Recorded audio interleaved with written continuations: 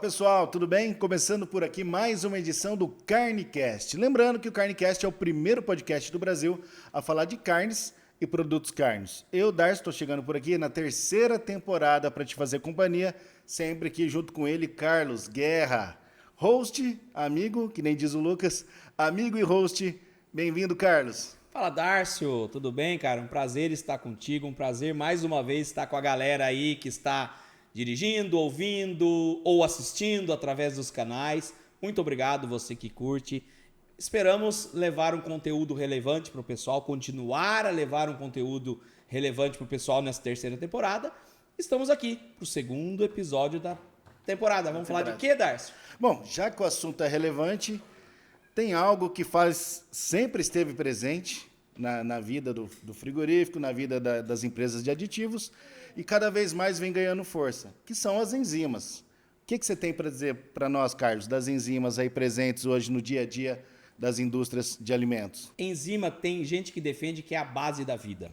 Sem enzimas, então ela não está presente só no frigorífico, ela está presente na vida como um todo, para a reprodução celular, ela é importante para todos os processos vitais. Se acabou a enzima, acabou a vida no planeta.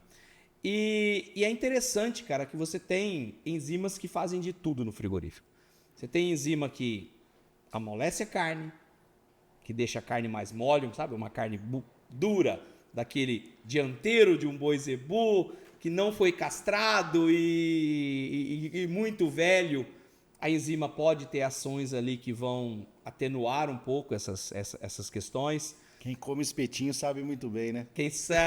Tem enzimas que... Então, mas se você tem enzimas que fazem isso de forma natural, que são próprias do animal, tem enzimas que você adiciona, que são essas do espetinho que você falou, que a galera coloca lá, o famoso suco de mamão ali, ou abacaxi, que o pessoal fala que amolece a carne. E você tem as enzimas que dão textura, que constrói.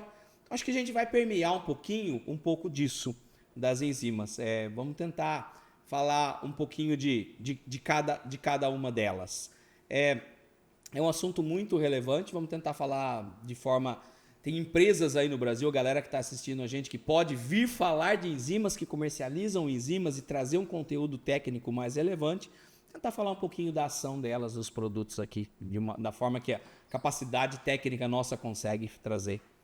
Então vamos começar pela papaina, pode ser? Tá, pode ser a papaina.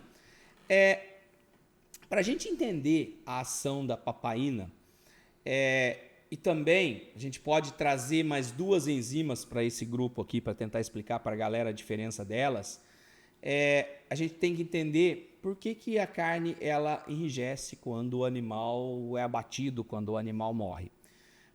Não vamos entrar nos detalhes bioquímicos, a gente pode fazer um episódio só para falar de transformação de músculo em carne, mas basicamente você tem o músculo, ele contrai, ele relaxa, então você tem uma estrutura muscular ali que é chamada de sarcômero, e entre o sarcômero você tem duas proteínas muito funcionais que são a miosina e a actina, que elas estão o tempo todo ligando e soltando. A actina se liga na miosina, faz contração, se solta, faz o relaxamento. Então, essas proteínas elas estão o tempo todo, quando a gente está mexendo os músculos, elas estão em movimento. Quando o animal é abatido, a actina se liga de uma forma definitiva na miosina e causa uma contração. E aí a carne enrijece. Tudo o que acontece. E aí você tem a carne que você compra. Além disso, você tem um outro fator que, além do sarcômero ali, que são as proteínas do tecido conjuntivo. Por exemplo, os colágenos, várias, reticulina, elastina. As proteínas do tecido conjuntivo que fazem com que, com o passar do tempo, com o envelhecimento do animal, elas vão fazendo ligações cruzadas entre si, por exemplo, o colágeno, e quanto mais ligações cruzadas ela tiver, quanto mais velho o animal tiver, mais dura é a carne. Então, você tem enzimas para causar o amolecimento da carne que agem nesses dois mecanismos aí. Se você falar, por exemplo, das papaínas, bromelinas, por exemplo, são proteínas que agem nessas ligações cruzadas, elas agem no tecido conjuntivo, elas não agem no sarcômero, então elas não fazem, o animal ele enrijece no rigor mortis e essa ligação da actina e miosina não solta mais. Ela age no tecido conjuntivo. Então, por exemplo, você pega um corte que tem muito tecido conjuntivo, como uma carne mais dura, por exemplo, um músculo que tem muito tecido conjuntivo. Você precisa solubilizar esse tecido conjuntivo, por isso que você precisa cozinhar ele por um período de tempo longo, para que ele fique mole para você comer ele. Essas enzimas fazem isso. Então é por isso que elas agem no tecido conjuntivo, elas quebram ligações entre os aminoácidos aleatoriamente ali, e quebrando as ligações entre o aminoácido, elas fazem com que os componentes químicos fiquem um pouquinho mais tenros ali, menos duros, menos enrijecidos, com estrutura mais macia, e com isso a carne fica mais macia. Por isso que às vezes o cara te vende um espetinho de picanha, sendo que a carne não é picanha, o cara pega uma carne dura e com essa enzima ele consegue fazer o amaciamento dessa carne. Muitas dessas enzimas são vendidas no mercado. Você que está em casa, às vezes você pode pegar os potinhos ali como amaciante de carne, e ela tem essa função de amaciar. E na maturação, é mais ou menos isso que acontece também? Então, na maturação são outras enzimas que fazem esse processo, e elas não agem no tecido conjuntivo. Muito tá ligado, a gente fala, por exemplo, que os animais criados no Brasil, da raça Zebu, são carnes mais duras do que animais de raças europeias, por exemplo, Angus, por exemplo. Isso tem muito a ver com as enzimas também, além de outros fatores, que não é só essa questão que vai fazer uma carne ser mais dura ou mais mole que a outra. Mas o animal Zebu, ele tem muito de uma enzima que chama calpastatina. A gente vai falar de duas enzimas, calpaínas e calpastatinas. Lembra que eu falei que quando o animal morre, a actina se liga na miosina? Sim. De uma forma definitiva? Isso não desliga mais, isso não relaxa mais? Nem na maturação, nem com a ação de calpaínas. Calpaínas são enzimas, eu falei que tem o sarcômero. Sarcômero é uma estrutura toda definida. Se você buscar aí o sarcômero na internet, digita estrutura de um sarcômero, você vai ver que tem a linha Z, a linha M, você tem a actina e miosina, que são as proteínas contráteis ali, mas você tem proteínas que amarram o sarcômero e fazem com que o sarcômero tenha a estrutura muito organizada. Por exemplo, titina, nebulina, desmina, são proteínas que amarram o sarcômero, fazem com que o sarcômero tenha uma estrutura fixa e organizada. As calpaínas, elas agem nessas proteínas estruturais. Titina, nebulina, desmina. Então, você imagina que você tem uma estrutura toda organizada, enrijecida, mas daqui a pouco você dá uma... Se você não desliga a actina e miosina, mas você dá uma amolecida. Você desestrutura o sarcômero agindo nessas proteínas estruturais. São as calpaínas que fazem isso, que são enzimas que são dependentes de cálcio, mas você tem cálcio ali porque quando você abate o animal, você tem um desequilíbrio ali na bomba de cálcio, você tem uma liberação de cálcio, por isso que isso também está muito ligado à contração, essa liberação de cálcio. O mesmo cálcio que as enzimas utilizam, elas são cálcio dependentes. Tem gente até que injeta soluções de cálcio para acelerar a maturação, mas aí nós não estamos falando de carne in natura, porque carne in natura não pode utilizar, mas essa rede, o sarcômero tem uma desestruturação e com isso eu tenho um amolecimento da carne. Você falou, mas você falou que ia falar da calpastatina, que é prima da calpaína, pelo nome ali está muito próximo. O que a calpastatina faz? Ela inibe a ação da calpaína. A calpaína não amolece? A calpastatina inibe a ação da calpaína. E os animais zebuínos têm uma quantidade muito grande de calpastatina. Então ele tem uma inibição da ação das calpaínas. Por isso que a carne precisa maturar por um período mais longo, ela tem uma tendência, se ela não for maturada, a ser mais dura. E aí tem outros fatores que interferem isso aí. Mas aí a gente está falando das proteínas que quebram essa estrutura, mas basicamente, a grosso modo, é isso que acontece. O interessante é que elas trabalham numa faixa de temperatura bem ampla, né? Todas as enzimas... a enzima é uma proteína. Elas têm uma temperatura que elas vão ser inativadas, acima da qual ali você desnatura a proteína e ela tem uma inativação. Mas quanto mais, é igual micro-organismo, né? Quanto mais quente, mais favorável, desde que você não atinja uma temperatura de desnaturação ali, que vai estar acima de 40, 50, 60 graus, quanto mais quente, mais rápidas são as ações enzimáticas.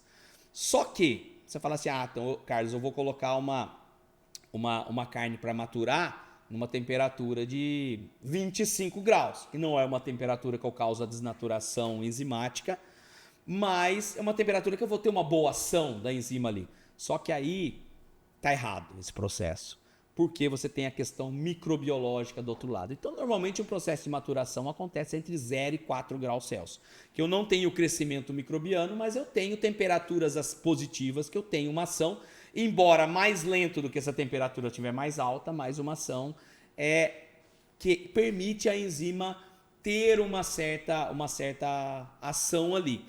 E eu não posso deixar de falar que eu tenho enzimas que degradam o produto, que oxidam o produto.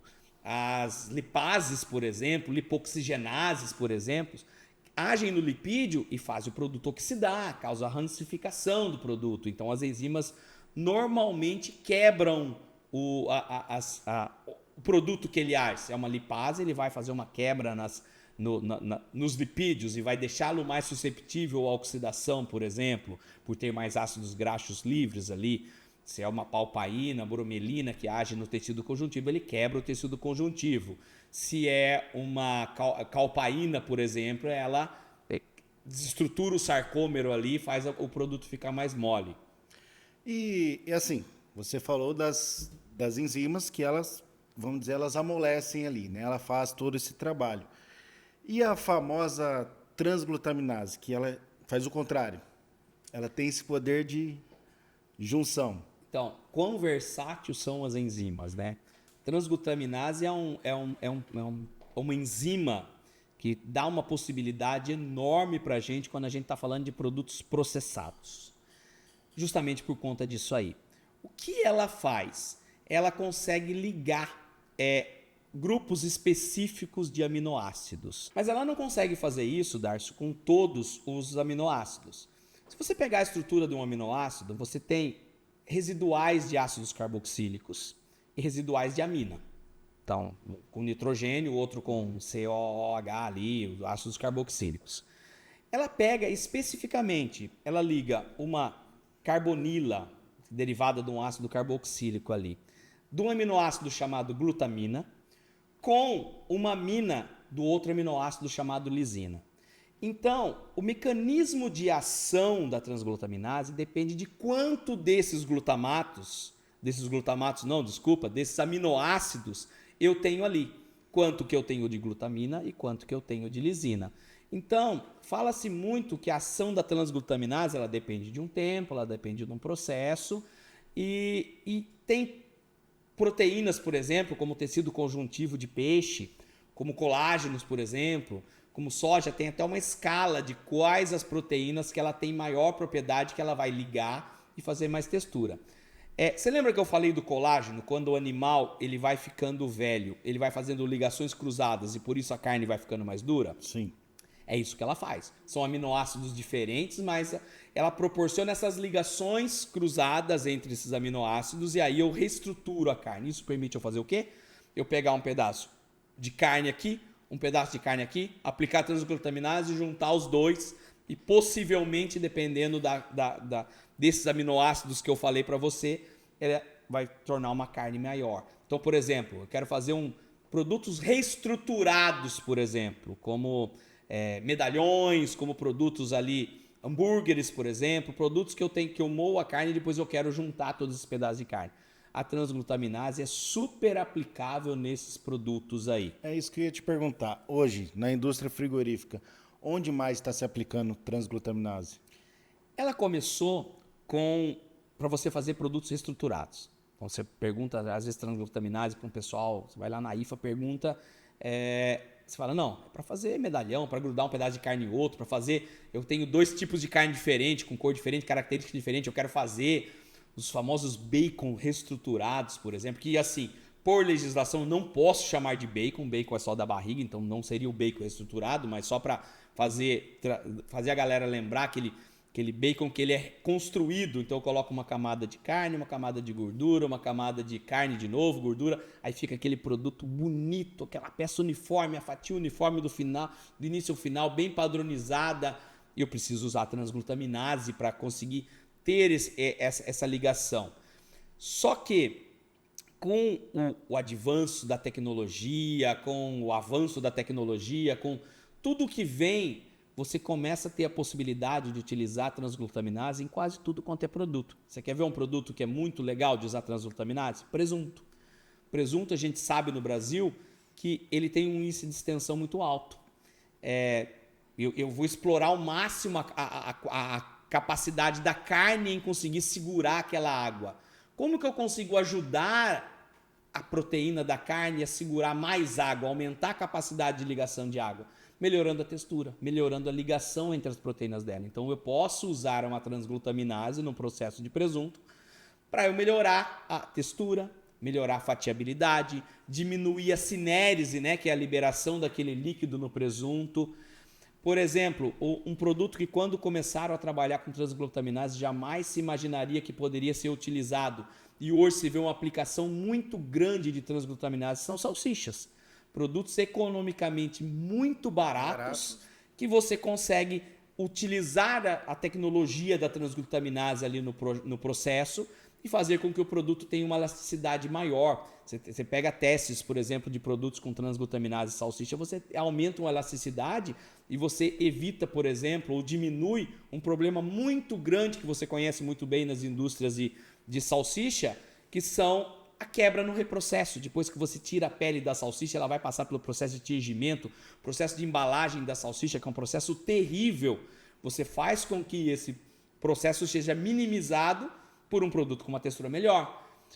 Muito tempo achava que a transglutaminase era uma enzima muito cara para eu conseguir utilizar em produtos baratos como salsicha, como por exemplo linguiças frescais, que você usa uma carne com mais industrial. Carne industrial você não pode usar em produto frescal, mas uma carne que... É uma para ali, geralmente... Exatamente, que não é o pernil, é isso. Não é a paleta, num produto mais combate ali. Você pega uma carne mais de desossa, é uma carne que às vezes sofreu mais ação da temperatura, tem uma propriedade físico-química de ligação de água mais pobre um pouquinho. Você consegue usar a transglutaminase para melhorar um pouco as características daquela carne e você tem uma linguiça que tem uma fatiabilidade melhor, que não diminua muito quando você coloca na churrasqueira ali, não perca tanto líquido, tem um produto mais suculento no final.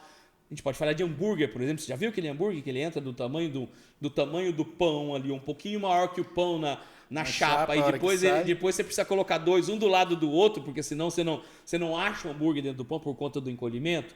A transglutaminase pode ajudar nesse processo também de formação desse hambúrguer. E essa popularização, vamos dizer assim, que hoje se ouve falar bastante de transglutaminase, se dá a questão de preço e também conhecimento, que o pessoal vem tendo mais dessa enzima? Eu acho que tem os dois, Darcio. Eu acho que você começa a escalonar a produção a nível mundial disso aí, isso aconteceu há bastante tempo já. Mas você começa a ter acesso a esse produto no Brasil, que, por exemplo, há muito tempo atrás era mais ou menos dominava por uma empresa grande do setor, então você tinha aquela questão do preço que você paga regulado por uma empresa só, então você começa a ter outros entrantes no mercado nacional. As empresas que fornecem aditivos, praticamente todas hoje têm a enzima para comercializar. É de fácil acesso, não é difícil acesso, de você ir buscar na China, por exemplo, que é um grande produtor de transglutaminase. Então você tem a redução do preço dela na compra, mas eu acho que tem uma mudança muito importante também, é que a base de comparação que você faz quando você vai testar um produto. A gente percebe uma certa mudança nisso no próprio consumidor. Se ele for comparar, por exemplo, uma transglutaminase com qualquer outro ingrediente, por exemplo, com uma proteína isolada de soja, por exemplo, com uma proteína de soja de forma geral, ainda não vai ser. Se você for comparar proteína de soja e transglutaminase, ainda vai ser muito caro. Então, quando você olha para o preço, você fala, puta, assusta demais aquilo ali. Isso não vale a pena. Mas você tem uma transição de parar de comparar produtos para começar a comparar o ganho que eu tenho com a utilização daquele produto. E aí sim, Se o cara começa a fazer conta de quanto de presunto que volta para reprocesso porque não dá certo a batelada, ou libera líquido na linha, no processo de revisão ele volta. Quanto de salsicha que eu quebro no reprocesso, quanto de produto que eu tenho perdendo as características lá no mercado final, ou quanto que eu deixo de vender porque a minha linguiça frescal está perdendo, ela não para no espeto, por exemplo, ou ela encurta muito, ou no hambúrguer no caso. Se eu começo a fazer conta destes parâmetros, começa a fazer sentido. A galera começa a olhar mais por esses parâmetros, a galera começa a colocar mais projetos que visam melhorar essas características do produto. E aí você começa a fazer sentido, aí você começa a trazer mais produtos, esse produto começa a ter um preço mais acessível, porque você tem mais poder de compra também, e aí é uma bola que começa de neve que começa a girar no sentido favorável. Então isso tem, por isso que a gente vê muita gente falando de transglutaminase, e eu uso hoje, o pessoal nunca tem ouvido falar, ou a galera que fazia presunto falava, testei, mas não deu muito certo, não valeu a pena no final. Hoje para falar, estou usando, estou pensando numa forma de utilizar ela melhor, que também é muito importante a questão da utilização dela no processo, né, da transglutaminase. Não é uma proteína de soja que eu posso colocar em qualquer etapa do processo, né? Tem o tempo certo, tem a maneira correta de se adicionar ela no processo. Você tem que pensar que ela é uma enzima, primeiro. Uma enzima, ela vai ser desnaturada por alguns fatores. Temperatura é um deles. Então, se eu coloco num produto e logo na sequência que eu coloco transglutaminase eu levo para o cozimento, eu joguei dinheiro fora. Porque ela não vai ter tempo para agir. Porque a partir do momento que eu atingir certa temperatura, ela desnatura e acabou a ação dela. É uma enzima, ela precisa de um tempo para agir. Teores altos de sal, por exemplo, desnaturam proteínas. Então, por exemplo, você sabe que uma salmoura, por exemplo, eu tenho teores altos de sal suficiente para desnaturar a proteína. Quando eu injetar aquela salmoura, eu vou ter o teor de sal adequado para eu ativar a proteína lá no final. Mas dentro da salmoura, se eu jogo a enzima dentro da salmoura, eu posso ter concentração de sal suficiente para desnaturar a proteína. Então, eu tenho que pensar que ela é enzima. Qual o processo certo? Eu não sei, você tem que pensar dentro do seu processo. Dentro do seu processo, você vai olhar considerando em preservá-la e dar tempo a ela, para ela, por exemplo, pensar no processo de presunto. Eu não posso colocar na salmoura, que eu provavelmente vou desnaturar. Eu tenho o processo de tambleamento. Eu não posso colocar perto do cozimento. Então eu coloco no tambleamento, que depois do tambleamento, que aí a concentração de sal não vai desnaturar a enzima. Durante o processo de tambleamento, eu vou passar por um processo de cura após o tambleamento. Esse processo de cura vai dar tempo suficiente para ela agir. Aí eu penso na temperatura dessa cura também, para eu ter a questão microbiológica, mas também eu ter a ação enzimática dentro do processo de cura. E depois eu vou para o embutimento, eu vou para o cozimento, mas aí ela já fez as ligações ali da glutamina com a lisina e aí eu já tenho a textura da carne. Então, eu tenho que pensar nisso aí para cada produto. Onde eu vou adicionar para eu ter o máximo de tempo antes dela ser desnaturada. Uma linguiça fresca, eu só não posso colocar numa salmoura se essa minha salmoura tiver uma concentração alta de sal, se você utilizar salmoura. Mas você pode adicionar na mistura e ela vai agir ali até, ela tem uma vida dela também, depois ela para de agir, ela começa a agir, ela cresce, depois ela tem uma certa estabilidade. Então eu vou ter a concentração que eu vou agir, a linguiça fresca, ela continua fresca por muito tempo, até que o cara compra ela, leva para casa e coloca na churrasqueira, ou na air fry, ou em qualquer processo que ele quer na panela ali para assar ela. Eu tenho ela agindo por muito mais tempo. Então eu tenho que pensar até quanto que eu uso a concentração, depende do tempo. Se eu coloco uma concentração alta, ela vai agir num tempo, não que ela vai agir num tempo menor, mas um tempo menor eu vou ter o mesmo efeito, que eu vou ter mais enzimas agindo nos aminoácidos. Se eu tenho um processo mais longo, eu posso usar uma concentração menor dela também. E eu posso usar combinações dela com outras proteínas. Eu posso fazer processos antes que eu permita a ligação. Por exemplo, eu tenho proteína de soja, eu tenho aminoácidos na proteína de soja que ligam. Então eu faço uma mistura antes, essa mistura, a enzima começa a agir no processo de soja, depois eu uso essa mistura de proteína com enzima já atuando. Não adianta ser seco, porque seco não tem as reações, mas um processo úmido, que aí eu consigo utilizar essa massa já com a proteína de soja já melhor ligada ali no processo. Então eu tenho que pensar a ciência por trás dela e, do outro lado, o meu processo, pensando em ter o maior tempo possível de ação dela no meu processo. De uma maneira geral, as enzimas contribuem muito bem positivamente para todo o processo, então. Nem todas, né? Se eu falar dessas enzimas que nós abordamos aqui no podcast, que foram abordadas. Elas trazem algum benefício e nós propositalmente trouxemos as enzimas que trazem benefício para o processo. Seja ela para agir num processo de maturação, seja ela para agir num processo de reestruturação de um produto, elas trazem benefícios. Lógico que uma calpaína, por exemplo, ela já é natural do animal. Uma palpaína, bromelina, eu posso adicionar para ter um amaciamento dessa carne. E uma transglutaminase eu posso usar para mim aumentar a textura. Muitas vezes enzimas não são baratas, então eu tenho que de novo atrelar, e principalmente por conta delas precisarem de tempo para o processo, você precisa computar esse tempo de processo no seu custo de produto. Então, como todo aditivo ou coadjuvante de tecnologia que você está usando, as transglutaminases são consideradas coadjuvante de tecnologia, você tem que avaliar o custo-benefício dela. Com certeza, elas trazem benefício e hoje o que nós estamos vendo é que o custo está compensando o benefício que ela traz. Então, para finalizar, Carlos, só tira uma dúvida. Como que as enzimas se reproduzem? Realmente é uma enzima em cima da outra? Como que elas se reproduzem? Uma em cima da outra. Não é isso, né? Assim, mas as enzimas elas são produzidas, por exemplo, a calpaína, a calpasatina são naturais já, fazem parte do sistema do animal, eles estão ali já no animal como você abate, então faz parte do todo o sistema bioquímico do animal. Mas, por exemplo, a transglutaminase é uma enzima produzida por fermentação. É uma fermentação extracelular. Esse micro-organismo produz essa enzima, depois o processo é purificado, então você tem ali um processo fermentativo, você tem um meio de cultura que fonte de nitrogênio, fonte de carbono e minerais, que produz, o micro-organismo cresce, o micro-organismo específico cresce, eu posso até colar aqui o nome do micro-organismo, Darcio, que eu não me lembro exatamente agora, mas são, se não me falha a memória, Streptomyces mobaraensis. Então eles fermentam esse meio, depois você purifica esse meio, você tem um processo ali de separação, de filtração, de centrifugação, purificação, e você tem a enzima ali, se seca, você tem ela em pó. Então, basicamente, por exemplo, a transglutaminase é uma enzima produzida por micro-organismos ali, mas você tem, dentro do próprio processo nosso ali, nós produzimos várias enzimas para a gente construir músculos, construir células ali.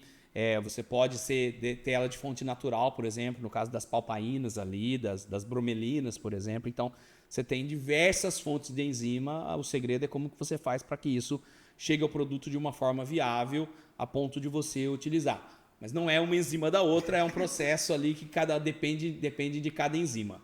Carlos, mais uma vez, muito obrigado. E você que está aí do outro lado, curte o episódio, manda para quem você achar interessante ouvir, que sempre tem assunto relevante para você aqui no CarneCast. Mais uma vez, obrigado e até uma próxima. Até.